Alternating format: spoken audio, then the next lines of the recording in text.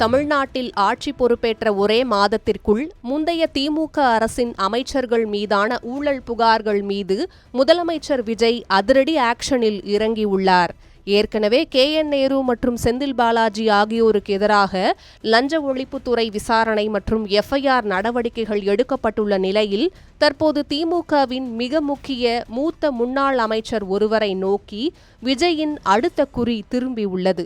கடந்த ஆட்சியில் மக்கள் பணத்தை கொள்ளையடித்தவர்கள் யாராக இருந்தாலும் அவர்கள் சிறைக்கு செல்வது உறுதி என்பதில் உறுதியாக இருக்கும் முதல்வர் இந்த முக்கிய புள்ளியை கைது செய்ய தேவையான ஆவணங்களை தயார் செய்ய உத்தரவிட்டுள்ளார். சட்டமன்ற உறுப்பினராக இருக்கும் ஒருவரை ஊழல் தடுப்பு சட்டத்தின் கீழ் கைது செய்ய ஆளுநரின் அனுமதி கட்டாயம் என்பதால் உளவுத்துறை மற்றும் அமலாக்கத்துறை திரட்டியுள்ள வலுவான ஆதாரங்களுடன் கூடிய கோப்புகளை ஆளுநர் மாளிகைக்கு அனுப்பும் பணிகள் ரகசியமாக நடந்து வருகின்றன.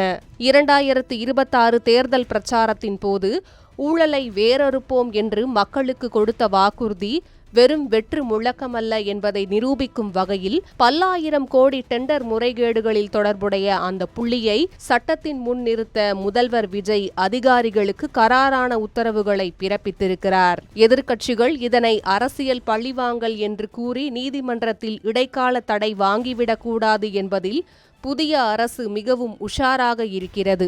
இதனால் எவ்வித சட்ட ஓட்டைகளும் இல்லாதபடி வழக்கை நகர்த்த சட்டத்துறை அமைச்சர் நிர்மல்குமார், அட்வொகேட் ஜெனரல் விஜய் நாராயணன் மற்றும் உச்சநீதிமன்ற மூத்த வழக்கறிஞர்களுடன் முதலமைச்சர் தீவிர ஆலோசனை நடத்தி வருகிறார். ஊழலுக்கு எதிரான இந்த வேட்டையின் மூலம் தமிழ்நாட்டின் முதன்மை ஊழல் எதிர்ப்பு சக்தியாக தமிழக வெற்றிக் கழகத்தை உருவெடுக்க வைக்கவும் வரும் தேர்தல்களில் கட்சியின் வாக்கு வங்கியை பல மடங்கு உயர்த்தவும் விஜய் இந்த மாஸ்டர் பிளானை போட்டுள்ளதாக கூறப்படுகிறது.